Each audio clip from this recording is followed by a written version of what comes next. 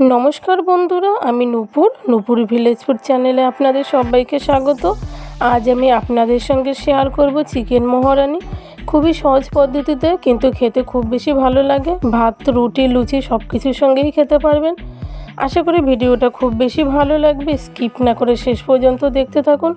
আর যারা এখনো নূপুর village food চ্যানেলটি সাবস্ক্রাইব করেনি অবশ্যই সাবস্ক্রাইব করে অল নোটিফিকেশন অন করে রাখুন। সমস্ত নতুন রেসিপির আপডেট সবার আগে পেতে চলুন শুরু করা যাক। আমি কিছু মশলা এখানে গুঁড়ো করে নেব। তার জন্য দিয়ে দিয়েছি 1 চামচ ধনিয়া, 1 চামচ জিরে, কয়েকটা শুকনো লঙ্কা, গোটা গরম মশলা আর জায়ত্রী। এবার এগুলোকে খুব সুন্দর করে আমি টেলে নেব। টেলে মশলাটাকে ঠান্ডা করে নিয়ে এবার গুঁড়ো করে নেব। দেখুন মশলাটাকে গুঁড়ো করে নিয়েছি।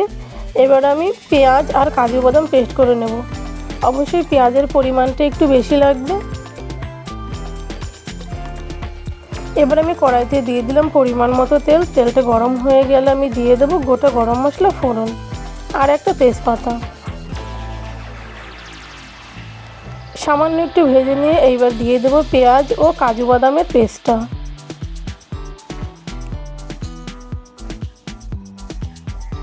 পেঁয়াজ ও কাজু বাদামের পেস্টটা আমি 3-4 মিনিট ভেজে নেব।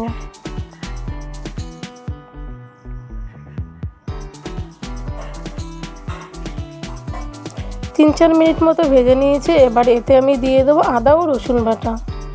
আদা রসুন বাটাটাকে খুব সুন্দর করে ভেজে নেবেন যতক্ষণ না আদা রসুনের কাঁচা গন্ধটা চলে যাচ্ছে।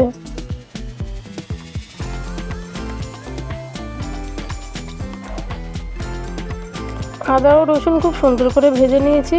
এবার আগে থেকে যে মশলাটা গুঁড়ো করে রেখেছিলাম সেটাই দিয়ে দেব পরিমাণ মতো লবণ, 1/2 চামচ হলুদ। মশলাটাকে খুব সুন্দর করে এবার নাড়িয়ে চাড়িয়ে মিশিয়ে নেব।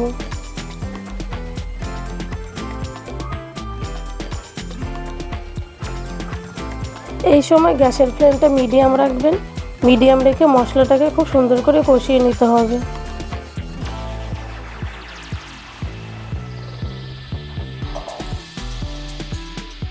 মশলাটাকে আরও 3-4 মিনিট আমি কষিয়ে নিয়েছি। এবার এতে দিয়ে দেবো ফ্যাটানো টক দই।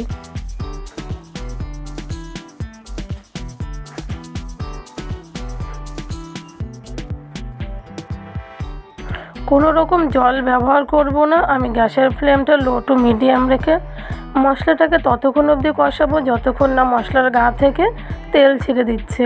আপনারা অবশ্যই গ্যাসের ফ্লেমটা লো মিডিয়াম রাখবেন। গ্যাসের ফ্লেমটা লো টু মিডিয়াম রেখে মশলাটা কষিয়ে নিলে মশলাটার কালারটাও খুব সুন্দর হয়। দেখুন আমার মশলাটার কালার কত সুন্দর লাগছে।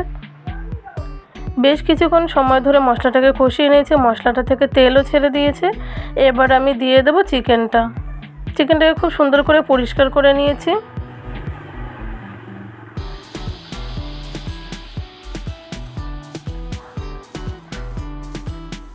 এবার চিকেনটার সঙ্গে মশলাটা ভালো করে মিশিয়ে নিয়ে আমি এটাকে প্রায় 50 থেকে 60% অবধি কষিয়ে নেব। চিকেন যত কষাবেন চিকেনের স্বাদ তত বেশি হবে। দেখুন কত সুন্দর চিকেনের গায়ে মশলাটা লেগে গিয়েছে।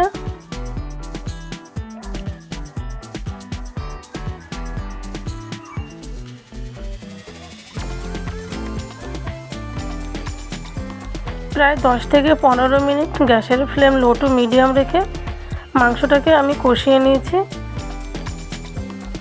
এবার দিয়ে দেবো পরিমাণ মতো জল।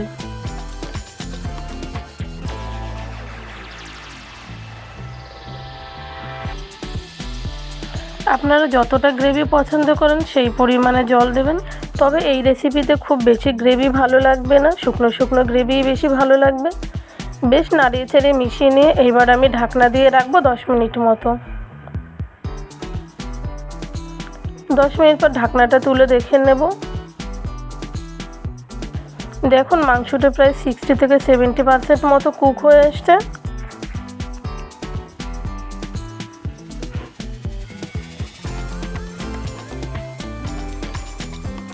আমি আরও কিছুটা কুক করে নেবার জন্য আবার 5 মিনিটের জন্য ঢাকনা দিয়ে রাখবো।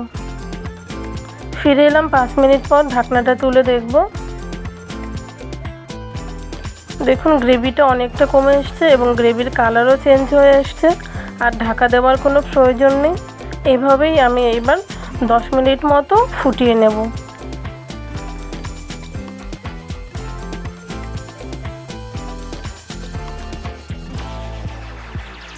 প্রায় 10 মিনিট মতো চিকেনটাকে আমি নাড়িয়ে ছেড়ে সুন্দর করে কুক করে নিয়েছি। চিকেনটা আমার একদম রেডি। এখন আমি এতে দিয়ে দেব কসুরি মেথি। কসুরি মেথি দিলে ফ্লেভারটা খুব সুন্দর হয়। কসুরি মেথি দিয়ে 2 মিনিট ফুটিয়ে নিলেই তৈরি আজকে চিকেন মহারানি। আপনাদের রেসিপিটা কেমন লাগলো অবশ্যই আমাকে কমেন্ট করে জানাবেন। ভালো লাগলে একটা লাইক করবেন, বন্ধুদের সঙ্গে শেয়ার করবেন। আর যারা এখনও পর্যন্ত নূপুর ভিলেজ ফুড চ্যানেলটি সাবস্ক্রাইব করেননি অবশ্যই সাবস্ক্রাইব করে অল নোটিফিকেশন অন করে রাখবেন সমস্ত নতুন নতুন রেসিপির আপডেট সবার আগে পেতে। সবাই খুব বেশি ভালো থাকবেন। দেখা হবে নতুন ভিডিওতে। টাটা।